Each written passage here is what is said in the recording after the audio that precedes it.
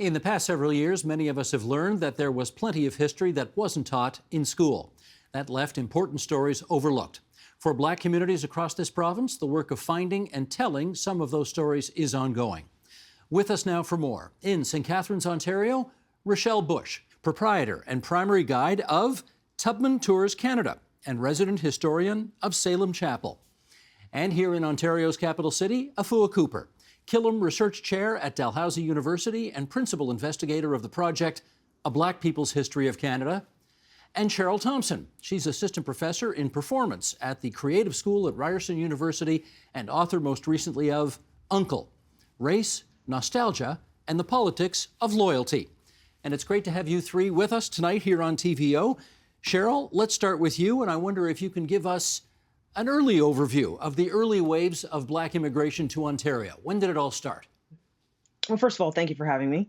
I think it's really important for people to understand that we're not talking about the 1960s moment, which is what tends to linger in the Canadian imagination. We're really going back to the 19th century.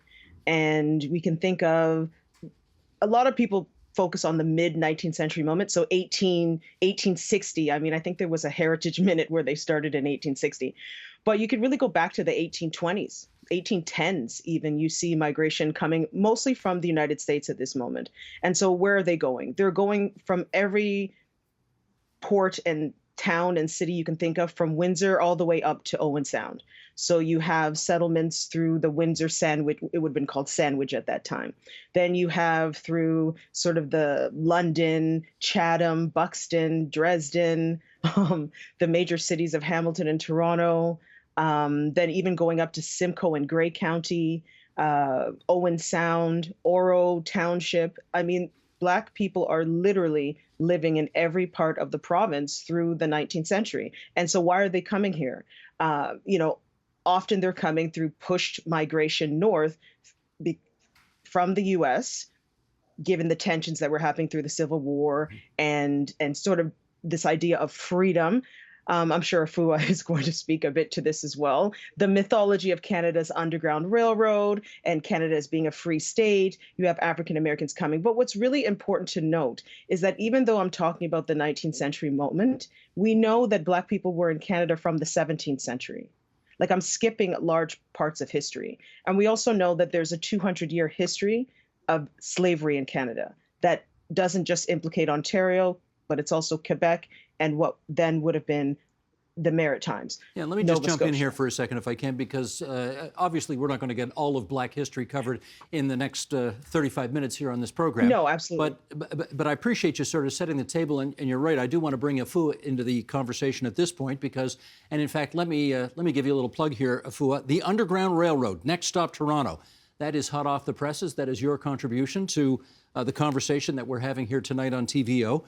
Why don't you pick up the story from where it left off and continue to educate us, if you would, about Black history in the province of Ontario? Thank you, Steve, and hello to my fellow panelists. Sure. So that book is hot off the press, Dundurn Press, like hot off the press as is last week. And it's actually an update of our the previous rendition that came out in 2002. So it looks at, the focus is on Toronto, Black Toronto, from about, in fact, going into the 18th century, from around 1791 to 1865, because there was a huge Black presence, Black loyalists in Ontario after the American Revolutionary War. That's anywhere from, 1776 and to 1784, and the freed people, the Black people who fought for the British, who gained their freedom as a result, they came into what became Ontario and Quebec, of course, and also enslaved Black people. that the white loyalists brought to this province during that time period. So our book begins then. We look at people like Peggy Pompadour and her family who were enslaved in the Russell household. Peter Russell was, of course, administrator of Upper Canada after Governor Simcoe left. We look at the Long family. That was a free Black family. They were loyalists, and they live in the Don Valley area. If you can think now of the Don Valley as a suburb, as a farm country. Now it's a suburb of Toronto. Then it was like the country. So it's a deep history and it's a long history. And one of the things that I think it's beautiful that we focus on some of the individuals who made Toronto home and who contributed to the building of the city of Toronto. So people like, Anne Maria Jackson, who was a washerwoman, who had nine kids and who escaped on the Underground Railroad and lived in St. John's Ward, Elizabeth Street and Edward Street. We looked at people like Dr. Alexander Augusta, who was one of the first Black doctors in Canada. He had a pharmacy at Yonge Street and Edward Street, right at that corner. And he was also the doctor, the chief medical officer, if you will, at the House of Industry, which was a poor house. His wife, Mrs. Augusta, had a dress shop at York Street and Queen Street in that neighborhood. So we looked, it's a diverse community. There are people from different social classes. There are people with different occupational skills. The Black community, they build churches, they establish literary societies, schools, and it's all over the province. So it's a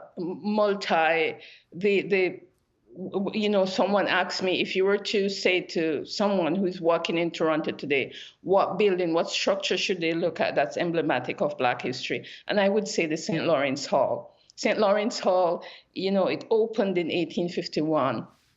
And shortly after, it held this big conference called the Convention of North American Colored Freemen, which was called and cheered by Henry Bibb, who is a newspaper editor and abolitionist. In fact, Henry Bibb founded the African Canadian Press with his newspaper, The Voice of the Fugitive. So in September 1851, they had this big conference at St. Lawrence Hall, which was really about the safety and security of Black people within North America. And as people on the Underground Railroad kept coming up to Toronto and other places in the province, you had slave hunters who were crossing the border and tracking people and sometimes kidnapping them. So this conference was very, very important. St. Lawrence Hall was the headquarters for the Anti-Slavery Society of Canada. So it was a really emblematic space of Black freedom, of agitation, and a place where Black people could articulate, could pontificate, and could come up with plans for their future and for their security. Let me jump in there because you did mention that it is a diverse group and it is all over the province. And I don't want people watching us from the Niagara Peninsula to think that we're forgetting about them. And that brings in Rochelle to our conversation here because I'd like you, if you would, to pick up the story about the Black history of St. Catharines, about which you know so much. Oh, thank you, Steve. Thank you for having me on. And also hello to the fellow panelists, Dr. Thompson as well as Dr. Cooper. So, Steve, the history of Niagara is rich with Black history. With St. Catharines, of course, it was the final terminus on the Underground Railroad. So this is according to Frederick Douglass. He wrote another autobiography and published it in 1881. And he said that the Underground Railroad had many branches, but the one that he was connected with ended in St. Catharines, Canada. So that's what put St. Catharines on the map as an authentic site for the Underground Railroad. And who was Richard Pierpoint? Richard Pierpoint, in my opinion, is the most famous Black loyalist in the entire country. So Richard Pierpoint was captured in Africa around 1760. He made his way on a slave ship to the American colonies. When the American Revolution began, there was a call for Black men who were enslaved. And that call was if they wanted to fight for their freedom, they would have to fight for the British Army. Pierpoint did. He was stationed here in the Niagara area in 1780. After the war concluded, he gained his freedom. Then, I'm just going fast, Steve. So when the War of 1812 began, he was about 68 years old. He enlisted and he actually formed the Colored Corps. So for Black men at the time, it was totally different than white men, because Black men were fighting for their freedom, whereas white men were fighting for, their honor, their property, anything that they had owned at the time. But of course, it was different for Black men. Right. Rochelle, I'm just going to ask our director to bring that shot back up that we just saw a moment ago of Richard Pierpoint. And I wonder if you could tell us how, accurate to the time, what we're seeing there, how accurate that really is. Well, that's, to my knowledge, he's dressed in Butler's Rangers military uniform because he was a member of Butler's Rangers. So again, Pierpoint was a loyalist, and he settled here in the area. One of the most important things about Richard Pierpoint today is that he's a perfect person of national historic importance, so national significance. And of course, in Senegal, the Canadian Embassy is now named after him. And there's a few other areas in the province of Ontario named after Pierpoint. All right, let me pick, as opposed to a person, let's pick a building this time. Salem Chapel. Talk to us about the significance of that. Steve, thank you. Salem Chapel is my heart. It was built by African-American freedom seekers. So African-American freedom seekers, also known as runaway slaves or fugitive slaves, in St. Catharines at the time when the church was constructed. So the doors opened on November 4th, 1855. What was said at the time that the majority of people of African descent that were living in St. Catharines were actually fugitives or freedom seekers. So they constructed the church. And the picture we just saw, the church is still there in good condition all these years later? Yes, the church is still in good condition, and right now it's under renovation. So we're having the lower level renovated, and we had some of the exterior renovated as well. And do I have this right? Harriet Tubman actually worshiped there? That is correct, Steve. Harriet Tubman is our most famous member. So she's one of the iconic figures of the Underground Railroad. And I say one because there's only another one who actually is the iconic figure still to this day, and that would be Frederick Douglass. But once Harriet Tubman is placed on the US $20 bill, of course she will overtake him. So during the times of the Underground Railroad, Harriet Tubman led scores of freedom seekers from Maryland and Delaware to St. Catharines. St. Catharines was her base of operations. In December of 1851, she first arrived, and that's because the U.S. government passed the infamous 1850 Fugitive Slave Act, which meant any person who was a free Black or a fugitive living in the northern states could be captured, tried, and convicted without a judge or a jury and sent into slavery. Free Blacks, of course, would be forced into slavery for the first time.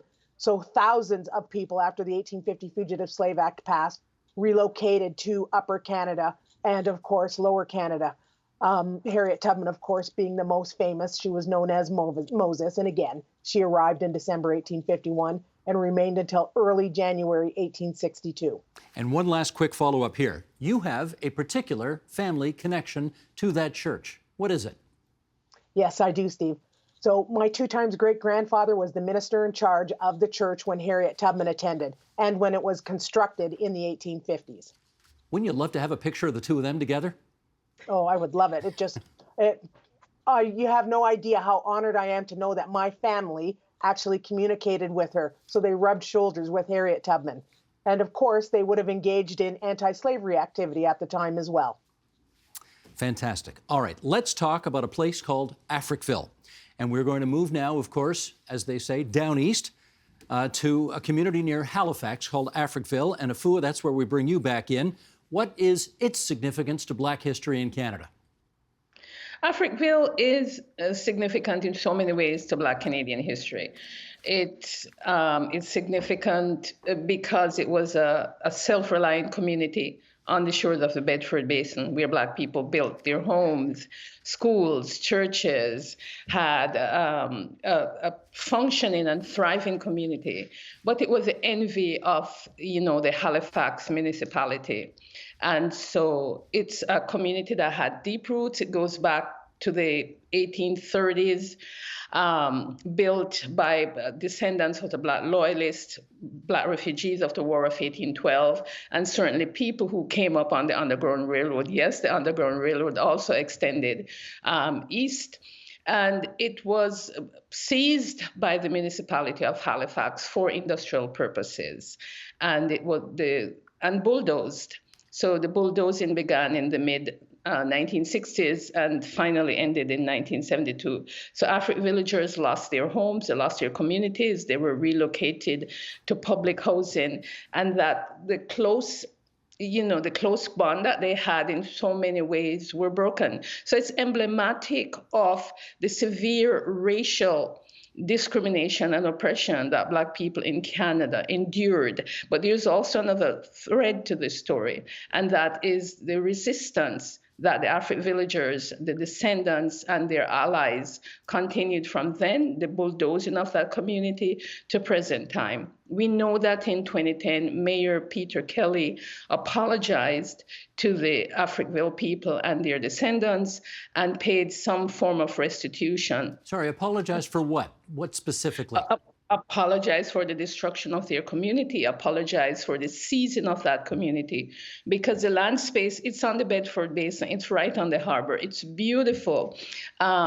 They turned part of it into the Fairview Terminal, which earns millions of dollars every day, container terminal. They built the Mackay Bridge above, they built an off-ramp on the hill of Africville. They also built a housing development called Mont Blanc, and the people of Africville received none of that compensation. Anyway, in 2010, Mayor Kelly apologized for the destruction of the community and for the harm done to the Afrik villagers, and paid restitution, as I've said, in the form of about $2 million. The church, which was destroyed, the Seaview Baptist Church, it was reconstructed. There's a replica of the church if you go now today to Africville, but it's a museum. Well, let's put that picture up. I think we've got a picture. Okay. Just as the church was the focus of the community in large respect in St. Catharines, here we have a picture of the church in Africville. And Afua, maybe you could fill us in on this. The Seaview Baptist Church, you know, Steve, it's really a tragic thing, because the first building to go in Africville that the municipality destroyed was the Seaview Baptist Church, and it was done so literally in the middle of the night, 2 a.m. in the morning. People did not know that their church was going to be destroyed. People were in their homes sleeping, and when the bulldozers came and did that. So it kind of ripped out the heart from the community.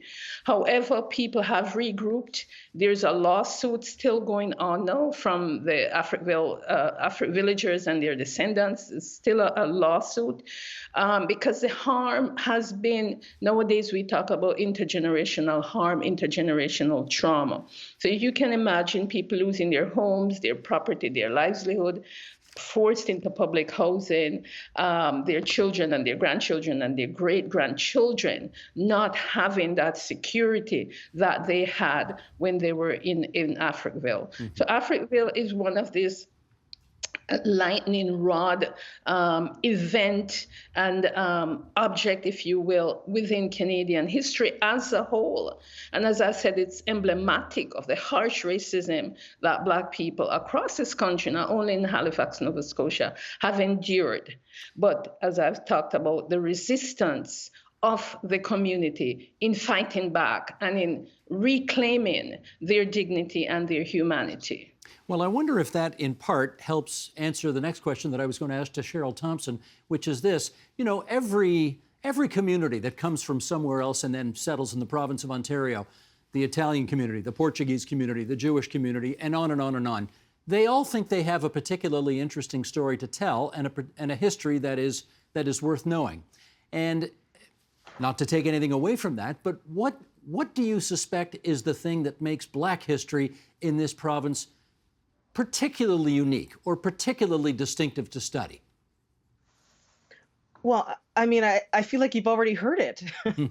My other two panelists have already demonstrated the depth, the uniqueness, the nuance, the coming and the going, the resistance, the fighting, the settlement, the community. Right? Black Canadian history, what makes it so unique is that we're not dealing with one wave of immigration or maybe now a second gen.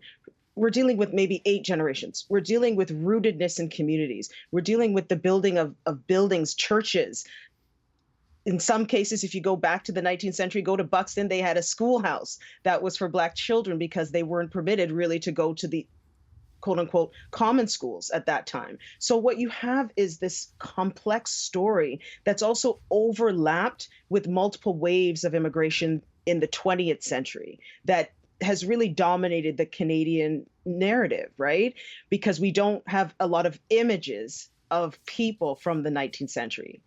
Yeah, Right. So Cheryl, I Richard wonder if Pierpoint, for example, you have a rendering of him, but you don't have an image. So because you don't have the images, it's very easy to erase people as if they didn't exist. well, you've anticipated where I was going to go next, which is to say that many other communities have had their stories well and truly told and are part of curricula in schools all across this province, whereas I think it's fair to say in the Black communities of this province, there seems to have been a pretty strenuous effort to undertell the story of their history. And I wonder if you think that that's being rectified nowadays. I mean, it is, but I think the struggle is still real. And I think education, especially at the primary and secondary level, is so driven provincially. And it's so driven by groups having to really lobby to get things in the schools. I think university curricula is a little bit different. And I think what we're starting to see, yes, in certain school districts, you are starting to see the inclusion of Black history. But again, I think what we really are pushing for is not the story of one. So what I mean by that is you get to Black History Month and suddenly you're learning about one Black person. And then that's called learning about Black history. Or they select these random narratives and show you them, but they don't connect them to a larger story. So I think, and I know in Ontario that work is being done at many different school boards to just create a complex understanding of Blackness that doesn't just reside in one person or one community. And I think it has improved since I was a kid. But that's not really saying much because when I was a kid, there was nothing. Right. Afua, maybe you could pick up the story there. I know you have a chair in Black Studies at Dalhousie University, but that's not the province of Ontario. From what you know and see, are we starting to pick up our game in the province of Ontario when it comes to teaching this? Yes, I think so. It's starting to happen with the various school boards that Cheryl mentioned. There is a Center for Black Excellence at Toronto District School Board. And I just want to talk about the project for which I'm the PA, which is called a Canadian Heritage Funding Project. It's called A Black People's History of Canada.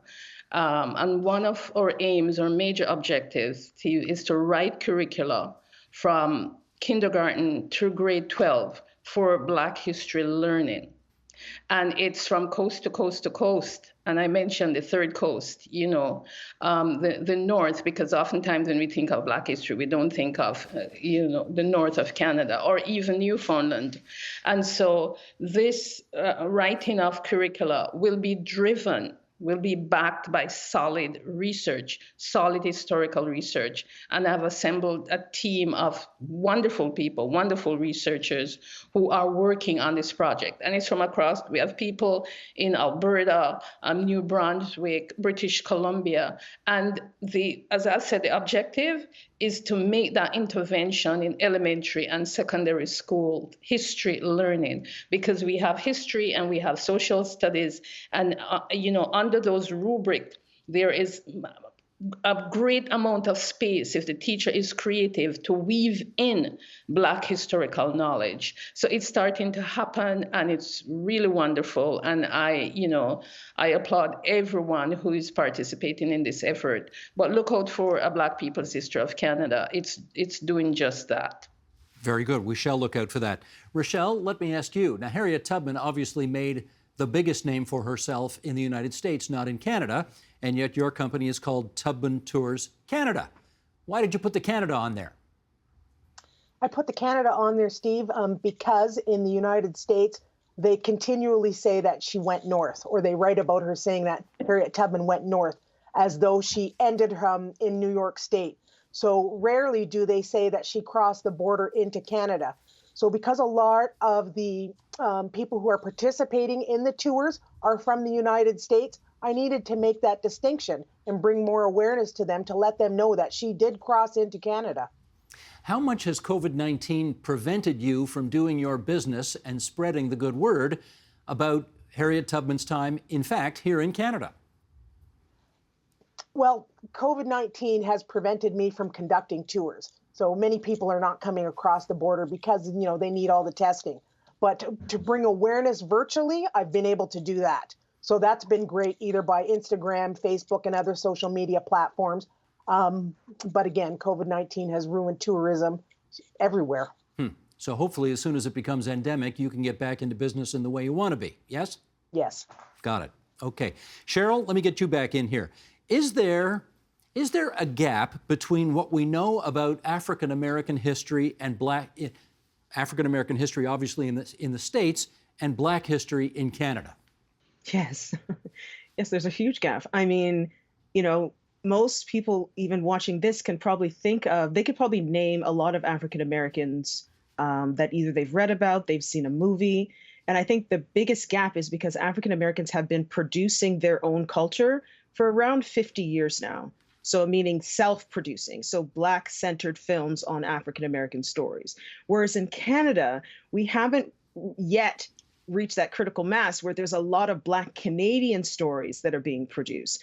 I say 2021 and 2 is kind of a moment because there is a lot coming down the pipeline in terms of film, television, obviously novels, authors. There's a lot more Black Canadian cultural production is what I'm speaking to than I think there was, say, 20 years ago. So it's slowly starting to fill in the gap, but we're up against the largest economy in the world, i.e. the United States, who has a very deep infrastructure for cultural production of all kinds. So there's always going to be this sense, and I should say, prior really, I think maybe until the 1990s or 2000s, I know when I was a young person in school, when it came to Black history, I learned about Frederick Douglass. I learned about Martin Luther King. I never learned about any Black Canadian when I was in school. Well, can I put something on the record here? Sure, sure. Lincoln Alexander had his 100th birthday last month. My fellow Hamiltonian, Lincoln Alexander, the first Black MP, the first Black cabinet minister, the first Black lieutenant governor in Canada, his picture's on the wall over there because I wanted it on the wall here. Any Black filmmakers who are watching this right now, make a movie of his life. It's a dramatic story. There, Yes. That's my commercial. No, I mean, it's a case in point. In fact, I actually didn't know this, but I met Lincoln Alexander when I was a kid. Like, I have a memory. I actually met a lot of really well-known Black Canadians when I was a kid, but I didn't know who they were. I just kind of thought I was meeting someone older than me. And now, looking back, there is so many people. Lincoln Alexander is actually the perfect example of someone who kind of went through many different fields and left an impact in many different fields until we came to know him, obviously, as lieutenant governor of the province. But I think, for me, here's the truth. I think instead of focusing so much on the past and what was lacking, I really believe that it's about time we focus on the future and what we need to do. And I hear Dr. Cooper's work. That's exactly what we need, right? We need to be future thinking and just think about adding to the narrative and not focusing so much on our experiences of what was lacking when like 40 years ago. And I know some people hear that and they think, but the past matters. Of course it does. But it's about bringing the past into the future, right? And the way that you do that is that you think about changing structures. And so for me, my work is all about changing structures, not about having interpersonal conversations, because I think that ship has kind of sailed. If you want to change the way people see you as a community, you actually have to begin with education. That's just my own personal belief as an educator. Well, educate me on this, if you would. Cheryl, I've heard the term African American for I don't know what now. It's probably 20 years that it's been used in a much more mainstream way. I don't hear the term African Canadian. No, there are Black Canadians who identify as African Canadians. But I don't hear the term used as much as I hear Black Canadians used. Well, because it's a specific demographic who would consider themselves to be African Canadian, right? African Canadian, it's the stories that we've heard here today. People who can trace their lineage back to that sojourn from the United States to Canada and have been in communities like St. Catharines, like Africville, although in Nova Scotia they might say African Nova Scotian, but they tend to claim that term African Canadian. Whereas if you're someone such as myself, whose lineage is coming from Jamaica via, yes, Africa, but Jamaica, I don't tend to use that term because I feel like it's disingenuous to my identity. I see, So in because your Canada, identity we is kind of more in allow. the Caribbean. Sorry? Because your identity is more centered in the Caribbean as opposed to Well, Africa. I just think in Canada, what I think is unique to Canada compared to the US is we allow people to identify as they wish. There isn't this overarching sense that everyone has to consider themselves African Canadian and that's it. I mean, I think we allow a discourse that's you identify with what you choose to identify with. And for some people, African Canadian just doesn't resonate with them. Gotcha. Afua, how do you refer to yourself, just out of curiosity? Actually, Steve, I refer to myself as all those things: African Canadian, Black Canadian, a Jamaican Canadian, African Nova Scotian. I think as people, many of us, we have been disinherited. Our lineages have been broken as a result of the Middle Passage and the transatlantic slave trade. So we are in the process of reclaiming all of who we are. And in fact, in the United States, yes, there's this overarching African American identity, but people still call themselves Black and Black Americans and so on and so forth. So it's claiming all of who we are. It's not a problem. It's out east, people call themselves African New Brunswickers, African Nova Scotian, but also at the same time African Canadians or Black Canadians. So it's wonderful. Sometimes you go among the Rasta communities, they identify as Rastas or as Nubians. So it's all good. It's all good. Gotcha. Yeah, and if I could just add, Please. I think really what we're saying is that it's both and either or. It's really there isn't excluding anything, and it's sort of a multiplicity of things at the same time. I get you. Okay, this being Black History Month, let's finish off in our last few minutes here by just pointing our viewers and listeners to, and I know you could do multiple here, but let's just do one resource that you would recommend our viewers and listeners who want to learn more about Black history in Ontario or in Canada, one thing that they could go to. Rochelle, you want to start us off? Well, thank you, Steve.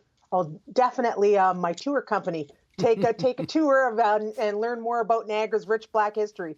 But if I had to pick a resource, Steve, a book, then I'm going to give the nod to Dan Hill and his groundbreaking book, The Freedom Seekers from 1981. Needs to be updated, but it's still a fantastic book. Okay, now in my ignorance here, I'm going to ask, do you mean Dan Hill the father or the son? Founder of father. the Ontario Black History Society. Okay, and the former ombudsman for the province of Ontario. Yes. Not the guy who wrote, "Sometimes when we touch, the honesty's too much." Got it. Okay. That's correct. just wanted to clarify there. Okay. Cheryl, how about you? One resource. Oh, I mean, it's so hard. I mean, I don't want to do the thing where authors plug their own work. That's okay. But you could read my books. I mean, Beauty in a Box, Detangling the Roots of Canada's Black History, Black Beauty Culture, it's not just about beauty culture. It really is a Black Canadian history book that's telling a multiple story about Black entrepreneurship, about business, about retail, about community. But beyond that, to be honest, you want a resource? Google is amazing because you can actually Google the various places that we've talked about today and do your own kind of study at home. And I think that is also a free way to get some knowledge in history. Okay, give us the title of the book again, because I'm taking notes here. Yes, it's Beauty in a Box, Detangling the Roots of Canada's Black Beauty Culture. Okay, cool. Afua, you get the last word on this. Thanks, Steve.